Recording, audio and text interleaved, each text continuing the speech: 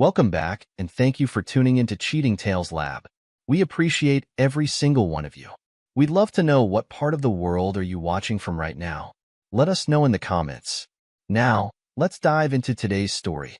The morning sun cast long shadows across Derek Newton's office as he reviewed the final calculations for the Harrison Bridge project. At 45, his salt and pepper hair and sharp features gave him an air of authority that matched his reputation.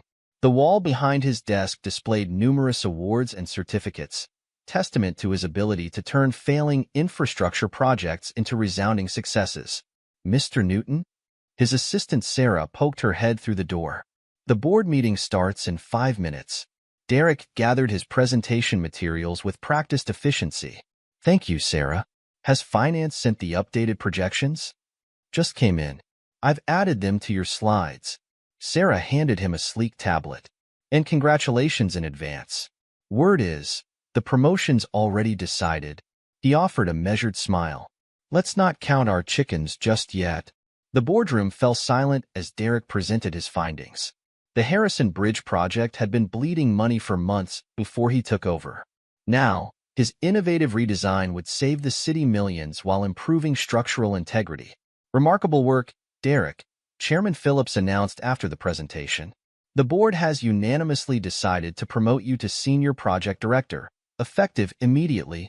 Handshakes and congratulations followed, but Derek's mind was already on his next challenge. Success wasn't a destination. It was a continuous journey of improvement. Back in his office, he called Amanda, his wife of 22 years. Derek, how did it go? Amanda's voice carried its usual enthusiasm. Got the promotion. Thinking of celebrating tonight at La Maison. Oh, honey, I'm so sorry. I have a client meeting that ran late. Rain check? Derek noted the background noise, music and chatter that didn't sound like her usual design studio. No problem. Everything okay there? Sounds busy. Just at a cafe going over some designs. Salvador's helping me with a new meditation room concept. You know how these creative meetings go. Salvador Knox, the yoga instructor Amanda had started seeing 6 months ago for her stress management. Derek had met him once, noticed the 2 white teeth and the way his eyes lingered on Amanda's figure. Of course. Don't work too late. After hanging up, Derek pulled up their joint account statement. Another withdrawal, $5,000 marked as home renovation research. Curious choice of words for what should be a simple design consultation. The drive home took longer than usual, a throbbing migraine building behind his eyes. The house was quiet when he arrived, its modern architecture a testament to Amanda's design aesthetic. Family photos lined the hallway, their wedding day, Emma's high school graduation, family vacations that now felt like scenes from another life. He headed to his home office, the medication for his migraine stored in the desk drawer. The house's open floor plan carried voices clearly, specifically, his daughter Emma's voice from her bedroom upstairs. No, Mia, my dad still has no clue. Mom's boyfriend even picks me up from school sometimes when he's in town. Derek's hand froze on the drawer handle. Yeah, they're planning to move to California once Dad pays off my college. Mom says Salvador's got connections there. I know, right? She says Dad's too boring, too predictable. At least Salvador takes her dancing. The medicine forgotten, Derek sat in the darkness of his office, his engineering mind already processing this new data. The variables aligned with disturbing clarity. Amanda's increased absences, the mysterious withdrawals, Emma's sudden interest in California medical schools despite Stanford's prestigious program being right there in Palo Alto. The next morning, Derek maintained his routine with practiced precision.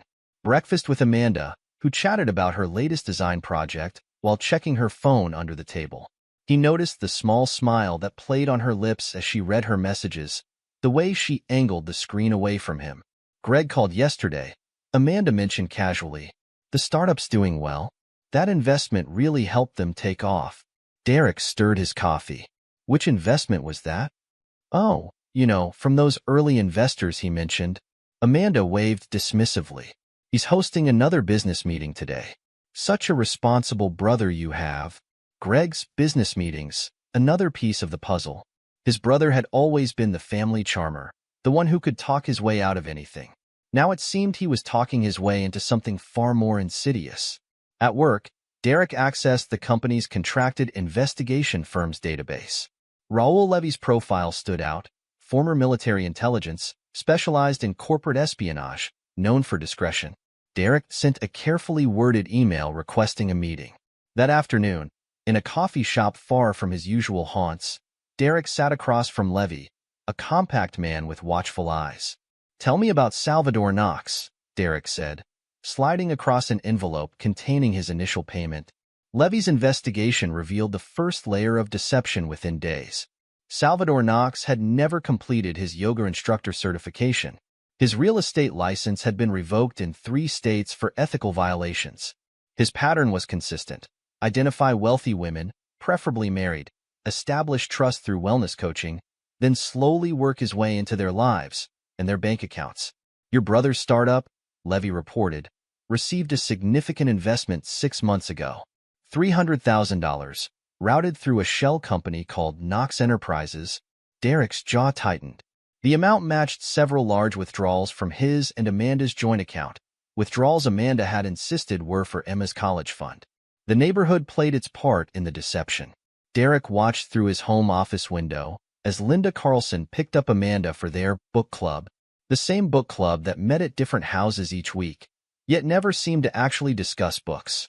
The Wilders next door would wave cheerfully whenever Amanda left for her yoga sessions, their teenage son oddly well informed about Derek's work schedule. One evening, Derek followed the thread to its source. He parked outside Greg's startup offices long after business hours. Amanda's car was there, parked next to a sleek sports car he recognized as Salvador's. Through the glass front of the building, he could see them in Greg's office, Amanda laughing at something Salvador said, his hand resting possessively on her waist. Greg sat at his desk, playing with his phone, the perfect accomplice providing the perfect cover. Emma's role became clearer too. Derek reviewed her recent credit card statements, coffee shops near Salvador's apartment, Uber rides that coincided with Amanda's appointments. His daughter had become their unwitting accomplice, or perhaps not so unwitting. The betrayal crystallized one morning as Derek reviewed the documents Levy had gathered. Amanda's father, Judge Martin Reynolds, retired, had been advising her on divorce proceedings for months. Notes from their meetings detailed strategies to maximize her claims on Derek's assets, using his long work hours and emotional unavailability as leverage. Derek sat in his office, surrounded by the evidence of his family's betrayal, and began to plan. The engineer in him approached it like any other project: identify the problems, analyze the variables, design the solution. The mounting pressure behind his eyes reminded him of the migraines that had plagued him lately, but he pushed through it. Pain was temporary. Revenge, when properly executed, was permanent. He started with Emma's college fund. A quick review confirmed his suspicions. Amanda had been systematically draining it, moving money through a series of accounts.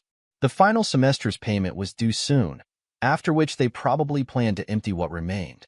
The neighborhood's involvement ran deeper than he'd initially suspected. The Carlsons had received a loan from Amanda, $40,000 from Derek's money. The Wilders had a similar arrangement. Each family had their own secrets, their own reasons for helping maintain the FOD. Derek worked late into the night, documenting everything. Every transaction, every meeting, every lie. The engineer in him appreciated the elegance of their deception, how each piece supported the others, how the structure of their betrayal had been carefully built over months, perhaps years. But engineers knew better than anyone, every structure had its weak points. Every system could be dismantled. It was simply a matter of identifying the critical supports and removing them in the correct order. The office chair creaked as Derek leaned back, his eyes moving from document to document. Amanda's carefully crafted persona as the supportive wife. Salvador's manufactured image as a spiritual wellness guide. Emma's role as their unwitting accomplice. Greg's startup serving as their meeting ground and money laundering operation. All the pieces were in place. Now it was time to begin the real work. Through his office window, Derek watched the sun rise over the city. The Harrison Bridge project had taught him an important lesson. Sometimes, to save a structure, you had to let parts of it fall. The weak points, the compromised sections, they all had to go before you could rebuild something stronger. He picked up his phone and dialed Catherine Parsons, the city's most ruthless divorce attorney. Ms. Parsons? Derek Newton. I need your help with a rather complex dismantling project. The pieces were set, the calculations made. Now it was time to show his family the true price of betrayal. The scene unfolded like a well-rehearsed play at the Carlsons' dinner party that weekend. Amanda wore her favorite blue dress, the one Salvador had complimented during their first private yoga session.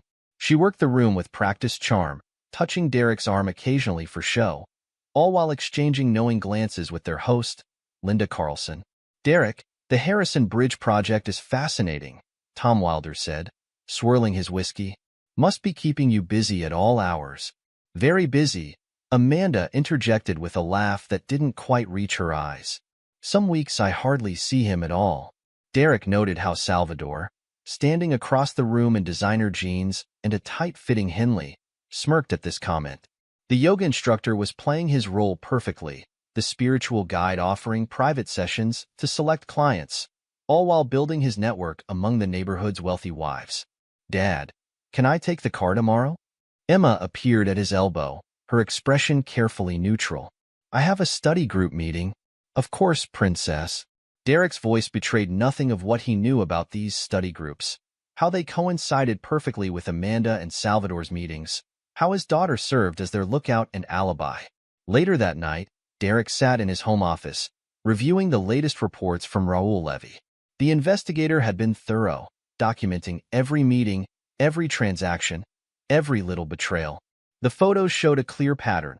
Amanda arriving at Greg's startup offices, Salvador following shortly after. Emma's car parked nearby, keeping watch while sending texts about study sessions and client meetings. The financial trail was equally damning. Amanda had diverted over $500,000 from their joint accounts, routing it through various shells and fronts. Some went to Salvador's California property purchases, some to Greg's startup, and some to buy the silence and cooperation of their neighbors. Derek's phone buzzed, a text from Catherine Parsons, documents ready. Moving forward on your signal. He looked at the family photo on his desk, Amanda, Emma, and himself at Emma's high school graduation. All smiles, all perfect, all fake. The frame's glass reflected his own image, a successful man who had dedicated his life to building things, only to discover his family had been systematically dismantling everything he'd created. The migraine was back, pulsing behind his eyes, but Derek welcomed the pain.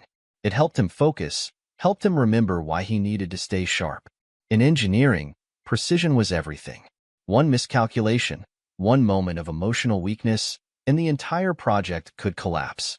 Through the house's excellent acoustics, another of Amanda's design choices, he could hear her on the phone in their bedroom, her voice low but clear. No, Salvador. He doesn't suspect a thing. Yes, once Emma's last tuition payment clears. I know, baby. I can't wait to start our new life. He's so wrapped up in his precious bridges, he wouldn't notice if I danced naked in his office. Derek allowed himself a small smile. In engineering, every stress test revealed new weaknesses. Every failure pointed the way to a stronger design. His family had taught him the ultimate lesson in structural integrity. Sometimes, the most devastating forces came from within.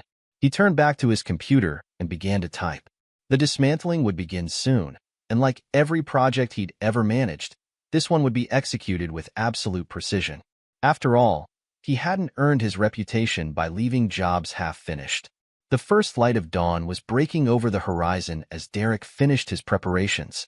In a few hours, Amanda would wake up and go about her day, confident in the perfection of her plan. Emma would head to her study group, believing her role as lookout was still a secret. Greg would open his startup's offices, unaware that his money laundering operation was about to implode. And Derek? Derek would do what he did best. Systematically, methodically, ruthlessly solve the problem in front of him. Because that's what engineers did. They identified structural weaknesses, and then they eliminated them. The sun rose fully over the city, its light catching the glass and steel of the buildings Derek had helped design and save. It was going to be a perfect day for demolition. Raul Levy sat across from Derek in a private meeting room at the Harrison Bridge project site, spreading photographs and financial documents across the table. The private investigator's reputation for discretion had made him the perfect choice for this delicate operation. Let's start with the money trail, Levy said, pulling out a complex flowchart. Your wife's been systematic. Every withdrawal marked as home renovation research or college expenses has been rerouted through a series of shell companies. Derek studied the diagram. Show me Salvador's involvement. Knox established the first shell company 2 weeks after meeting your wife. Levy placed 3 more files on the table. He's done this before: Arizona, Nevada, and Oregon. Different names, same pattern. He positions himself as a spiritual guide, then gradually takes control of their finances. The other victims? 3 wealthy women, all married. Levy's expression hardened slightly. 2 lost everything in divorce. The third, he paused, committed suicide when she discovered the extent of his manipulation.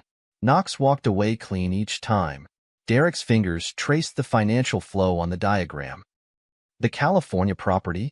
Beachfront estate in Malibu, purchased through Knox Enterprises last month. Levy pulled up satellite images on his tablet. $6 million property. The down payment came directly from your joint account, laundered through your brother's startup. Speaking of my brother, Greg's startup is the perfect front. Levy produced more documents. They're creating fake consulting contracts. Your wife transfers money to shell companies, which then invest in the startup. The startup pays Knox Enterprises for strategic planning, which funds the California property and their other expenses. Derek nodded, his engineers mind cataloging each piece of evidence. The neighborhood involvement? The Carlsons received $40,000 marked as a personal loan. The Wilders, $35,000. Levy showed bank statements. Both couples have their own secrets. Linda Carlson's having an affair with her tennis instructor. Tom Wilder has gambling debts. Your wife and Knox leveraged this information to build their network of alibis. And Emma? Levy hesitated before pulling out another file. Your daughter's role is more significant than we initially thought. She's not just providing alibis or acting as lookout.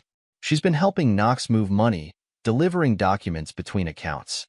She thinks she's just running errands for her mother, but she's actually been participating in money laundering. Derek's expression remained neutral, but his fingers tightened on the edge of the table. Document everything. Every transaction, every meeting, every phone call. After Levy left, Derek made another call. Catherine Parsons, the city's most ruthless divorce attorney, agreed to meet him immediately. In Parsons' corner office, overlooking the city courthouse, Derek watched her review Levy's findings. Your wife's been clever, Parsons said, adjusting her reading glasses. Having her father advise her was particularly shrewd. Judge Reynolds knows every loophole in family court. Tell me about his involvement. He's been coaching her on asset division strategies for months. Parsons pulled out court records. Weekly meetings disguised as family dinners. He's advising her on how to maximize her claims using your work schedule and emotional unavailability as leverage. Can he influence the proceedings? He's still well-connected, already making calls to former colleagues, trying to ensure the case gets assigned to a friendly judge. Parsons smiled thinly. But his involvement in hiding assets will be his undoing. No judge will touch this case once that comes out. Derek leaned forward. I want to protect Emma's education. Whatever happens, she needs to finish medical school. We'll set up an irrevocable trust. They won't be able to touch it. Parsons made notes. But Derek, you understand what this means? Your daughter's involvement in their scheme will become part of the official record. She made her choice. Derek's voice was steel. Actions have consequences. Over the next 2 weeks, Derek orchestrated his counter-strategy with military precision. Each evening, after Amanda left for her yoga sessions, he worked systematically through their financial history, documenting every suspicious transaction. The surveillance footage Levy provided painted a damning picture. Amanda and Salvador meeting at Greg's startup offices, their behavior growing more brazen each time. Emma making bank runs, delivering envelopes between accounts. The neighborhood couples providing alibis while accepting payments for their silence. Your brother's startup is the weak link, Levy reported during their next meeting. Greg's getting sloppy with the paperwork. Look at these invoices. Derek reviewed the documents. Fake consulting contracts, non-existent clients, inflated fees, all designed to launder his stolen money through the business. Late one night, as Derek worked in his home office, he overheard Amanda on the phone. "Everything's perfect," she was saying. "Salvador's found the most amazing house in Malibu. Once Derek makes that last tuition payment," she laughed. "No, he suspects nothing. Too busy with his precious bridges to notice anything. That's what makes it so perfect. He trusts me completely with the finances." The next day, Derek met with his bank's trust department. The officer, Janet Chin, reviewed his proposal carefully. "An irrevocable trust for your daughter's education?" She looked up. "Once established, neither you nor your wife will have access to these funds." "Exactly." Derek signed the documents. "The only requirement is Emma's GPA stays above 3.8. The money can only be used for tuition and educational expenses. And your other assets? Move them to the secure accounts we discussed. But leave the joint accounts active. I want to see who tries to access them." That evening, Derek met with Judge Reynolds himself, using a charity gala as cover. The older man's confidence was evident in his every gesture. "Derek, Amanda tells me you're working too hard as usual." Reynolds clapped him on the shoulder. "You should take more time for family." "Actually, I've been thinking about estate planning," Derek replied smoothly. "Given your experience in family court, I'd value your opinion on asset protection strategies." Reynolds' eyes lit up with barely concealed interest. "Always happy to advise family. Why don't you come by my office next week?" "Perfect. I'll bring the financial records Amanda's been keeping." The slight widening of Reynolds' eyes confirmed Derek's suspicions. The judge quickly recovered, but the damage was done. The trigger came sooner than expected. Derek's phone buzzed during a project meeting. An alert from his bank. Someone was attempting a large transfer from the joint accounts. He excused himself and called Levy. "They're moving now." "Knox just entered the bank on 5th Street, Levy confirmed. "Your wife's waiting in the car." "Should I follow?" "No need. Let's see how this plays out." Within an hour, his phone exploded with messages. "Amanda, the bank system is down. Did you change something?" "Greg. Hey bro, having some issues with those investment transfers we discussed?" Salvador's number, which he'd never seen before. "We need to talk about Amanda's accounts." Derek let them stew for 3 hours before responding to Amanda. In meetings, bank called about suspicious activity. Had to freeze everything temporarily. "We'll check later." Her response came instantly. "What?" "We need access now. Emma's tuition is due." He didn't reply. Instead, he called Emma's university directly, speaking with the bursar's office. "This is Derek Newton. I understand there's been some confusion about my daughter's tuition payments." "Oh yes, Mr. Newton. We received an attempt to withdraw all funds from her education account today, but it was blocked by trust restrictions." "Excellent. Please ensure all future transactions require my direct authorization." That evening, Derek arrived home to find Emma waiting in his office, her face flushed with anger. "Mom told me everything," she said. "How you've been embezzling from your company. How you're trying to ruin her and Salvador's lives because you're jealous of their relationship." Derek sat down calmly, opened his laptop, and turned it toward her. "Your mother and Salvador attempted to empty your college fund today. They've been planning this for months. The California house they're planning to move to? Purchased with money stolen from your education account." Emma's face paled as she looked at the documentation. Bank statements, transfer records, surveillance photos. The evidence was overwhelming. But the study sessions, the errands, were cover for their meetings and money laundering. Derek's voice remained steady. "Those documents you've been delivering? Financial instruments for moving stolen money. Your mother and Salvador planned to leave you with massive student debt while they enjoyed your education fund in Malibu." Emma sank into a chair, her hands shaking as she scrolled through the evidence. "Dad, save it." Derek stood. "Your trust fund is secure now. Maintain a 3.8 GPA, and your education is guaranteed. That's more than they plan to leave you with." "I didn't know." Tears started rolling down her cheeks. "You knew enough." Derek moved toward the door. "You chose your side, Emma. Now you'll live with those consequences." Later that night, Amanda stormed into his office, Salvador in tow. Her carefully maintained poise had cracked, revealing the desperation beneath. "What have you done?" she demanded. "Those accounts were joint property, were they?" Derek looked up calmly. "Like the joint property you've been funneling to your boyfriend's shell companies?" Salvador stepped forward, his yoga instructor serenity replaced by barely controlled anger. "Listen, man, you don't want to do this. Think about your reputation." "My reputation?" Derek's laugh was cold. "That's interesting coming from a con man who's done this to 3 other women. Tell me, Salvador, does Amanda know about Helen Richards? The woman who killed herself after you destroyed her life?" Amanda's head whipped toward Salvador, the first crack in their united front. "He's lying," Salvador said quickly. "Baby, he's just trying to turn you against me."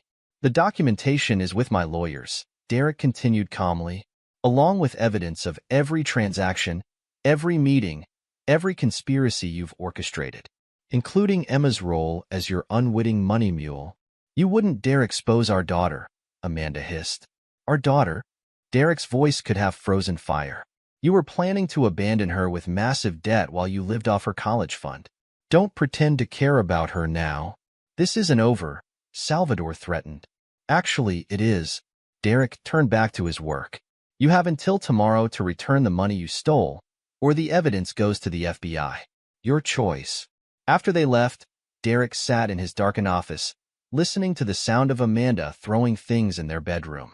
His phone buzzed with messages from Greg, from Judge Reynolds, from the Carlsons and Wilders, all frantically trying to understand what was happening to their carefully constructed scheme. Derek ignored them all. The first strike had landed perfectly, exposing the rot at the foundation of their conspiracy. Now it was time for the real demolition to begin. Through his window, he could see the Harrison Bridge illuminated against the night sky. Like any good engineer, he knew that the most spectacular collapses came not from external forces, but from carefully calculated internal pressures. Tomorrow, the real work would begin. But for now, he allowed himself a moment of satisfaction. The look on their faces when they realized he'd known everything, that alone was worth the price of admission. The storm that had been threatening all day finally broke, lightning illuminating the city in harsh flashes. Derek watched it with appreciation. Nature understood timing too, the perfect backdrop for the destruction to come. Derek sat in his new high-rise apartment, reviewing the final pieces of evidence on his laptop. The city lights spread below him like a circuit board, each connection representing another pressure point in his carefully constructed plan. "The SEC filing is ready," Catherine Parsons said through the speakerphone. "One word from you, and Greg's startup faces a full investigation." "What about Judge Reynolds?" "Our contact at the FBI was very interested in the evidence of his previous bribes. They're prepared to launch an investigation the moment we give them the documentation." Derek checked his watch. 7:15 p.m. Amanda would be at her book club meeting with Salvador, using the Carlson's house as cover again. Everything was prepared. The divorce papers, the evidence packets, the asset freeze documents. Time to begin the endgame. "Execute everything as planned," he told Parsons. "I'll handle the personal aspects." He opened his secure email and sent the first trigger, an anonymous tip to the SEC about Greg's startup. The documentation was comprehensive: fake invoices, money laundering schemes, fraudulent investor reports. Within hours, his brother's carefully constructed house of cards would begin to collapse. Next came the neighborhood couples. Derek had prepared individual packages for the spouses of each conspirator. Tom Wilder's wife would receive proof of not just his gambling debts, but the affairs he'd helped cover up. Linda Carlson's husband would learn about her tennis instructor and the money she'd accepted to provide alibis. The phone rang. Greg, right on schedule. "Derek." His brother's voice carried barely contained panic. "The SEC just showed up at the office. They're seizing our servers, our documents. What the hell is happening?" "Interesting timing," Derek replied calmly. "I was just reviewing some of your company's investment records, particularly those involving Knox Enterprises." A long pause. "Bro, I can explain. You helped them steal my money, Greg. Used your startup to launder it. Did you really think I wouldn't figure it out? It wasn't like that." Amanda said you were controlling, that she needed help. Save it for the SEC investigators. Derek's voice was ice. I'm sure they'll be very interested in how you helped a known con man defraud investors. Known con man? What are you talking about? Ask Salvador about Helen Richards, or Mary Sullivan, or any of his other victims. Derek allowed himself a small smile. Better hurry. Your investors are about to receive some very interesting documents about where their money really went. He hung up as Greg was still pleading, then sent the second trigger, evidence of Judge Reynolds' past bribes, to the FBI. The retired judge had been careful, but not careful enough. His pattern of favorable rulings for certain law firms, followed by mysterious deposits in offshore accounts, formed a damning pattern. Derek's phone buzzed again. Amanda.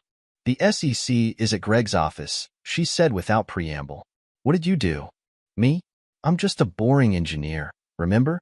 Too focused on my precious bridges to notice anything. Derek, listen to me. Whatever you think you know. I know everything, Amanda. Every meeting with Salvador at Greg's office. Every dollar you stole. Every plan you made to abandon our daughter with massive debt while you enjoyed her college fund in Malibu. Her voice turned sharp. You can't prove any of that. Check your email. I just sent you a sample of what the FBI now has, including footage of you and Salvador laughing about how easily you fooled me. The audio quality is excellent. They'll have no trouble understanding you calling me a predictable fool who trusts me too much to check the accounts. Silence on the line. Your father's involvement was sloppy, Derek continued. Accepting bribes during his judgeship? The FBI's very interested in reviewing his old cases. You wouldn't dare, Amanda hissed. He's Emma's grandfather. Like that mattered when you planned to steal her future? The same Emma you used as a money mule in your little scheme? We can work this out. Her voice turned pleading. For Emma's sake. Emma's education is secure in an irrevocable trust. More than you plan to leave her with. Derek's tone remained clinical. As for working it out, check your bedroom when you get home. I left some paperwork for you and Salvador to review. The neighborhood erupted in chaos over the next few hours. Linda Carlson's husband threw her out after receiving proof of her affair. Tom Wilder's wife discovered not just his gambling debts, but the multiple affairs he'd helped cover up. The carefully constructed network of lies collapsed like a house of cards. Derek watched from his new apartment as police cars gathered outside Judge Reynolds' house. The FBI had moved quickly on the bribery evidence. Tomorrow's newspapers would destroy what remained of the retired judge's reputation. His phone kept buzzing, desperate messages from Amanda, Greg, the neighbors. He ignored them all, focusing instead on the final phase of his plan. At exactly 10 p.m., he received confirmation. Amanda had returned home and found his package. The security cameras he'd left in place captured her reaction as she opened it. Divorce papers citing fraud and conspiracy. Evidence of every betrayal, including Emma's unknowing role. Notice of his resignation and acceptance of a position in Seattle. Documentation of all secured assets. The USB drive containing their recorded conversations. Salvador arrived shortly after, his yoga instructor serenity shattered as he read through the evidence. He has everything. Amanda's voice was clear through the security feed. Every meeting, every transfer, every conversation. He's bluffing, Salvador snapped, but his face had lost its confident smile. He can't prove. He has video of us in Greg's office. Audio of everything we said. Records of the property purchases, the shell companies. Amanda sank onto the bed. He even has proof of what you did to those other women. Salvador's mask cracked completely. Those bitches deserved what they got. And so do you if you're stupid enough to believe. Get out. Amanda's voice was hollow. Just get out. Baby, don't let him manipulate you. Manipulate me? She laughed hysterically. Look at this evidence. He knew everything, recorded everything, and we played right into his hands. You said he was too boring, too predictable to figure it out. We can still get to the accounts. They're frozen. All of them. Even Emma's trust fund is locked where we can't touch it. Amanda's voice broke. It's over, Salvador. He destroyed us so completely. Derek switched off the feed. In his new apartment, Surrounded by the essential items he'd gradually moved over the past weeks, he allowed himself a moment of satisfaction. Every calculation had been perfect, every reaction predicted, every weakness exploited. His phone buzzed one final time. "Emma, Dad."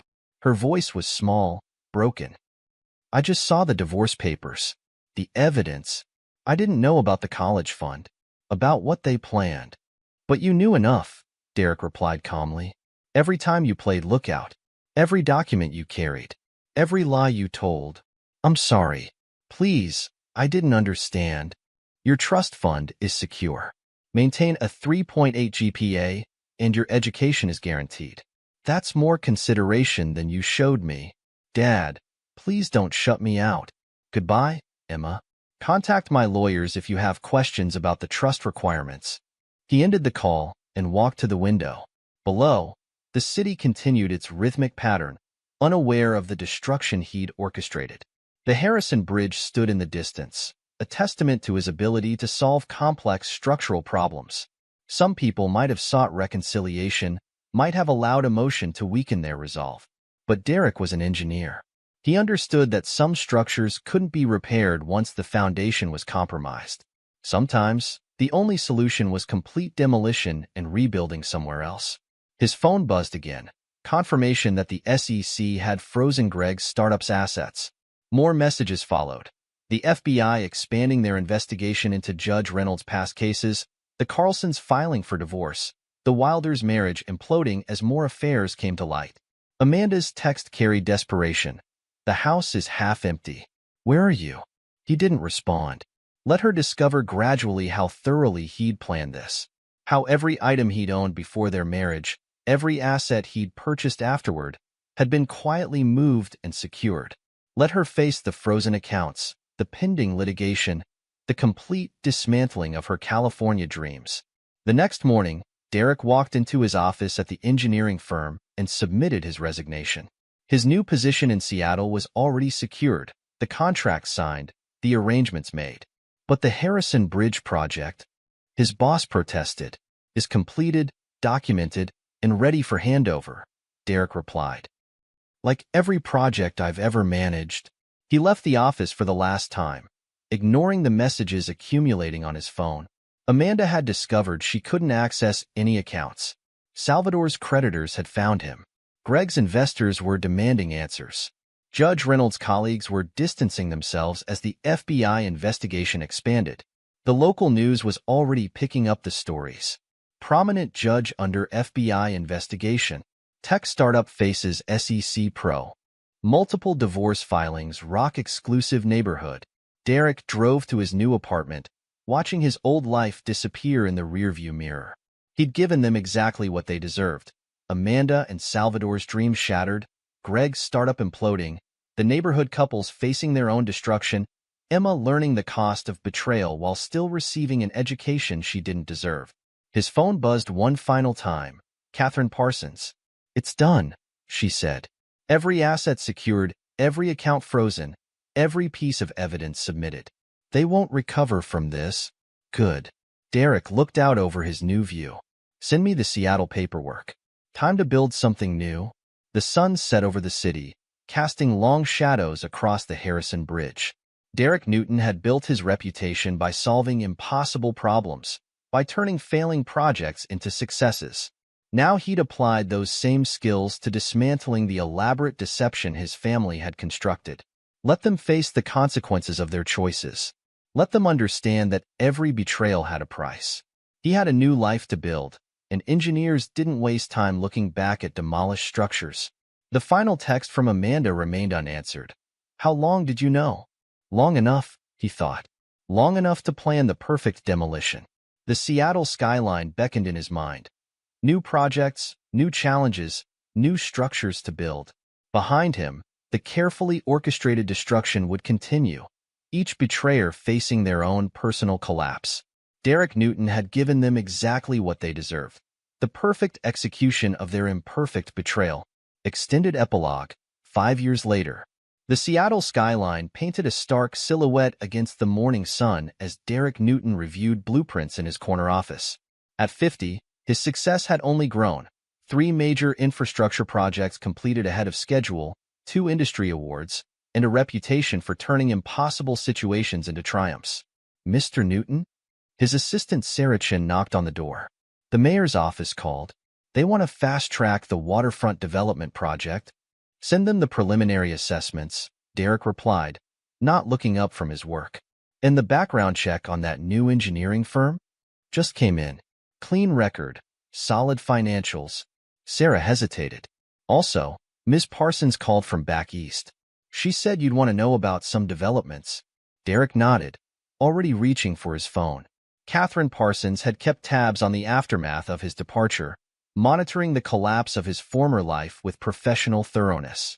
Amanda's furniture store job didn't last, Parsons reported without preamble. She's on her 3rd retail position in 2 years. The bankruptcy proceedings finally completed. She couldn't keep up the payments on her studio apartment. Salvador? Facing trial in Nevada. 3 more victims came forward after your evidence exposed his pattern. The DA's offering 20 years. Parsons' satisfaction was evident. He tried contacting Amanda for bail money. She blocked his number. Derek allowed himself a small smile. The neighborhood? The Carlsons divorced. Linda's tennis instructor dumped her. Apparently, she couldn't afford his private lessons anymore. Tom Wilder's wife took him for everything in their divorce. He's working as a night security guard now. Parsons paused. Your brother Greg finished his community service. He's selling used cars in Phoenix. And the good judge? Reynolds died last year. Heart attack during his FBI deposition. The investigation into his judicial corruption expanded to 3 decades of cases. His reputation was completely destroyed. Another pause. Amanda didn't even attend her father's funeral, couldn't afford the plane ticket. Derek turned to his window, watching construction crews work on his latest project. And Emma? Graduated medical school last month. 3.85 GPA, just above the trust requirement. She's starting her residency at Mayo Clinic. Parsons' voice softened slightly. She still sends monthly emails asking to meet. Forward those to the usual folder. Derek's tone remained professional. Anything else? Amanda's been asking around about you. Someone told her about your success in Seattle. She's been trying to find your contact information. Derek's laugh held no warmth. I'm sure she has. Forward any messages to legal. After hanging up, Derek reviewed his calendar. A charity gala tonight. He'd been named Engineering Executive of the Year. His date, Claire Thompson, was a corporate lawyer who understood the value of emotional distance. They enjoyed each other's company without complications, exactly as he preferred.